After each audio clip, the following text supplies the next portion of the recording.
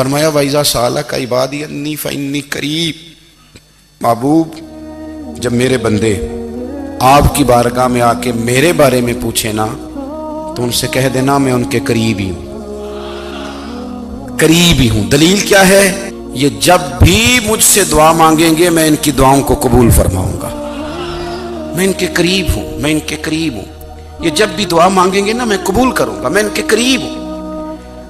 اللہ تبارک و تعالیٰ کے بندے اللہ سے محبت کرتے، رب کی بارگاہ میں جھکتے، اس کو اپنے دکھ سناتے، اس کے پیارے محبوب صلی اللہ تعالیٰ علیہ وسلم کا وسیلہ لے کے اس کے حضور حاضر ہو جاتے، پیشانیاں سجدوں سے روشن ہوتی۔ ہم نا ہر چیز کے لیے وقت نکالتے ہیں، ہر چیز کے لیے، لیکن عبادت کے لیے وقت نہیں نکالتے۔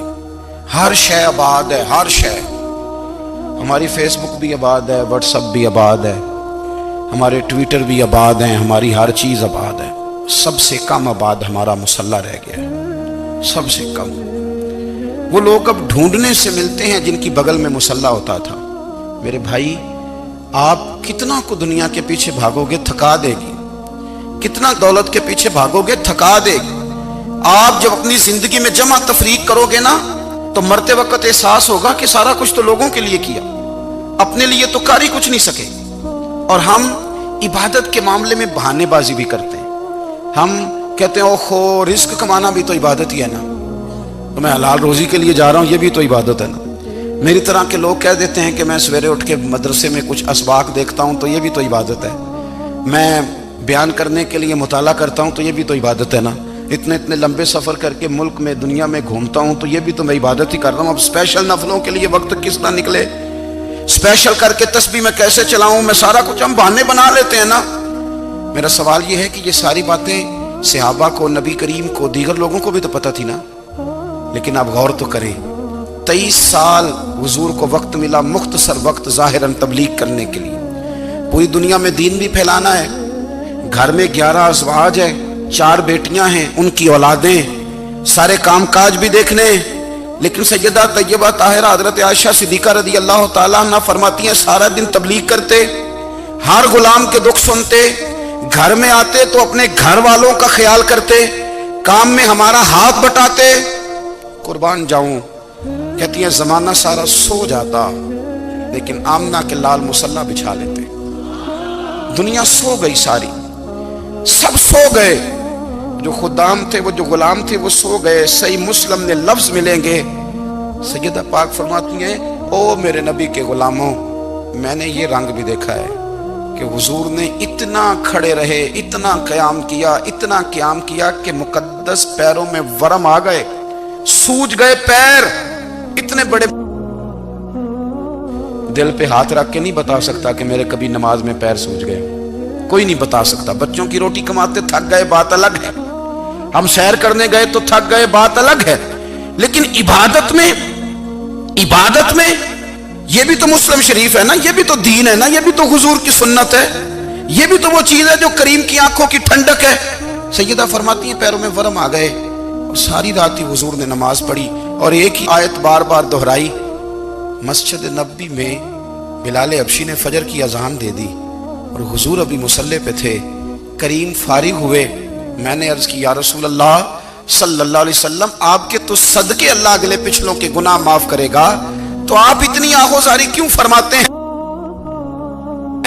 آپ تو شفیع ہیں، آپ تو انبیاء کے امام ہیں۔ تو حضور نے فرمایا عائشہ تم نے گنوایا ہے نا میرے اللہ کی مجھ پر کتنی رحمت ہے، افلا اکونا عبدا شکورا، فرمایا اگر اس نے اتنی نعمتیں دی ہیں تو کیا میں اس کا شکر گزار بندہ نہ بنوں، میں شکر گزار بندہ نہ بنوں اس کا؟ پھر اگر اتنی نعمتیں اس نے دی ہیں، مجھے اتنا نوازا ہے، تو پھر میں اس کے سامنے سجدے نہ کروں؟ او میرے بھائی، بڑے قابل فخر لوگ ہیں ہم کہ ہم نبی پاک کے غلام ہیں، ہم قابل فخر ہیں کہ نبی کریم کے غلام ہیں۔ کیا کبھی اس غلامی کے شکرانے میں بھی 2 نفل پڑھے کہ یا اللہ تیرا شکر ہے تو نے ہمیں حضور کا غلام بنایا ہے؟ یاد رکھیں کہ اپنی روحانی زندگی کو آباد کریں، استغفار پڑھیں، تسبیحات کریں۔ حضرت عبداللہ ابن عمر رضی اللہ تعالیٰ عنہ حضرت عمر کے صاحبزادے ہیں، مکہ مکرمہ میں ان کی قبر ہے۔ میں نے جب انہیں پڑھا تو مجھے ان سے بڑا پیار ہو گیا۔ لیکن آپ کو پتہ ہے وہاں جا کے کسی شخص کا مزار تلاش کرنا یا پوچھنا ایک مشکل کام ہوتا ہے۔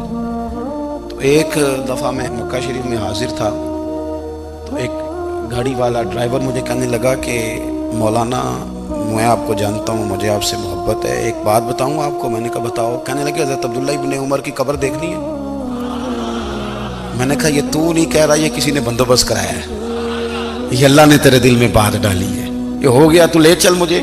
حضرت عبداللہ ابن عمر کو نبی پاک نے فرمایا تھا راجل صالح، یہ نیک بندہ ہے، یہ متقی آدمی۔ حضرت عبداللہ ابن عمر رضی اللہ تعالیٰ عنہ سیدنا فاروق اعظم رضی اللہ تعالیٰ عنہ کے صاحبزادے ہیں، اور ان کی ہمشیرہ سیدہ حفصہ رضی اللہ تعالیٰ عنہ حضور کی زوجہ محترمہ ہے۔ ایک دن اپنی ہمشیرہ سے کہنے لگے کہ نبی کریم صلی اللہ تعالیٰ علیہ وسلم گھر میں آئے نا، اور اگر حضور غم امت میں پریشان نہ ہوں، طبیعت کو حشاش بشاش دیکھو، تو ذرا پوچھنا تو صحیح حضور کا میرے بارے میں کیا خیال ہے، پوچھنا تو صحیح کہ کریم کی بارگاہ میں میرا کیا مقام ہے، میرے بارے میں حضور کیا فرماتے ہیں۔ اب بہن کو کام بتائے، اور بتائے بھی بھائی، اور پھر بہن وہ کام نہ کرے، یہ تاریخ میں ہوتا نہیں۔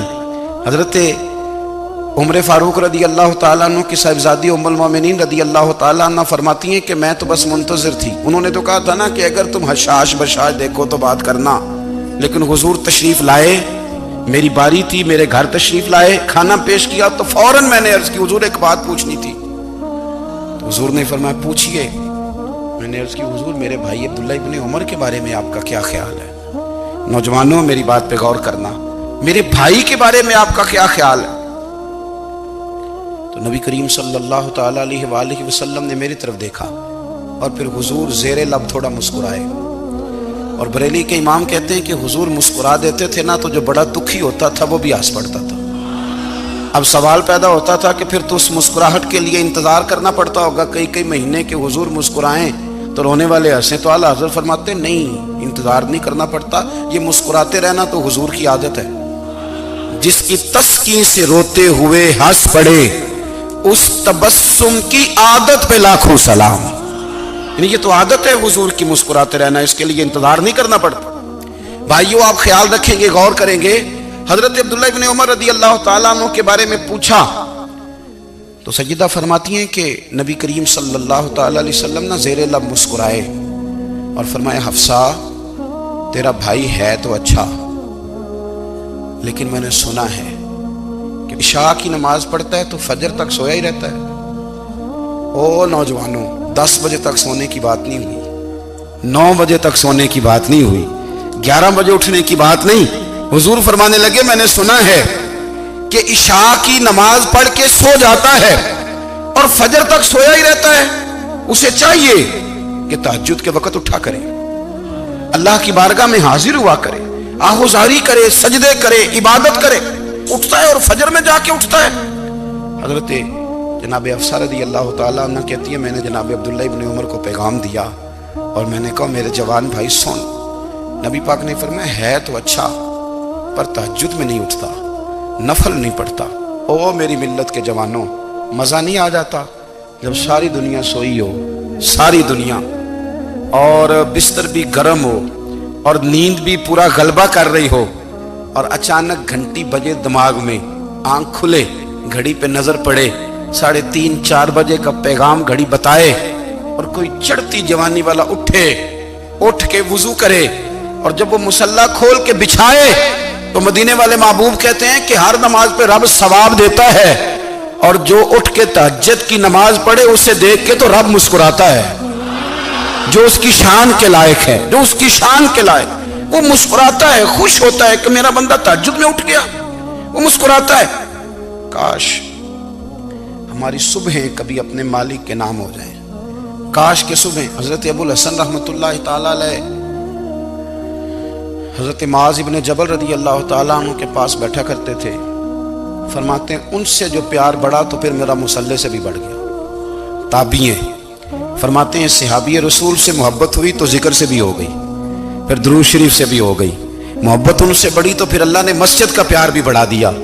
آپ فرماتے ہیں کہ میری ہر وقت طبیعت چاہتی تھی کہ بس اللہ اللہ کروں، بس اللہ اللہ کروں، بس نہ میں ذرا تھوڑی جان چھڑاؤں لوگوں سے، کو 10 منٹ ملے تو میں کو 4 نفل پڑھ لوں، میں تھوڑا سا نہ بچوں لوگوں سے، اور مجھے تسبیح ملے تو میں نہ कुछ 400-500 दफा इस्तिगफार पढूं, सुभान अल्लाह, अल्हम्दुलिल्लाह, अल्लाहु अकबर, ला हौला वला कुव्वता इल्ला बिल्लाह, मैं ना तस्बीहात पढूं। फरमाते हैं कि बच्चे थे घर में 6-7, गुर्बत थी, काम मिलता कोई नहीं था, और मैं काम चोर नहीं था, काम ढूंढता था, पर अल्लाह की कुदरत के काम नहीं मिलता था। फरमाते हैं कि मैंने एक दिन अपनी अहलिया से कहा कि आज मैं फिर जाता हूँ काम ढूंढने, तो मेरी बीवी बड़ी फर्मा बरदार थी, पर उस दिन ना गुर्बत के हाथों तंग आके कहने लगी, आज नाना कोई तू चीज़ लेके आया, तो मुझसे बच्चों की भूख नहीं देखी जाती, ये सब रोगां दा रोग मुहम्मद जिसदा नाम गरीबी, कंड बुला के लंघ जाते नहीं दोस्त यार करीबी, आज ना कुछ लेके आया तो मैं बच्चे लेके चली जाऊंगी। शेख फरमाते हैं कि मैं बड़ा परेशान घर से निकला, पर मैंने सुबह से लेके जोर तक काम ढूंढा, काम मिला कोई नहीं। तो मेरे दिल में ख्याल आया, चलो काम नहीं मिलता तो अल्लाह अल्लाह तो करे ना, चलो बंदों की मजदूरी नहीं मिलती तो रब करीम की इबादत ही करते हैं। फरमाते हैं कि मैंने ना फुरात के पानी से वुजू किया, नहर के, शदीद धूप थी, साथ रेत थी और रेत तप रही थी, मैंने अपना रुमाल वहीं मुसल्ला के तौर पर बिछा लिया, और फरमाते हैं कि जोर से लेकर असर तक नमाज पढ़ी, धूप भी पूरे जोर पे, पर मेरे सजदे का ज़ौक़ भी पूरे जोर पे। फरमाते हैं सूरज भी चमक रहा है और रब की इबादत का ज़ौक़ भी पूरे जोर पे, मैं सजदा करूं तो फिर मेरा उठाने को जी ना चाहे। मेरे उस्ताद लिखा करते थे, ये उनका शेर है, वो कहा करते थे, मुझे सोज दे, मुझे साज दे, और मुझे नीम शब का न्याज दे, दमे सजदा खुद को मैं तोड़ दूं, मुझे ऐसा ज़ौक़े नमाज दे। और मैं तेरी बहार का फूल हूं, मैं खिला भी हूं तो तेरे लिए, मुझे मेरी शाख से तोड़ ले, मुझे अपनी जुल्फ का नाज दे। भाई फरमाते हैं कि असर तक मैंने नफल पढ़े, दिल ढलने लगा, असर की नमाज पढ़ी और मैं वहां से चला। अब मैं जब निकलने लगा तो दिल में ख्याल आया कि छोटी छोटी दीवारें हैं घर की, बगैर कुछ लिए जाऊंगा तो बीवी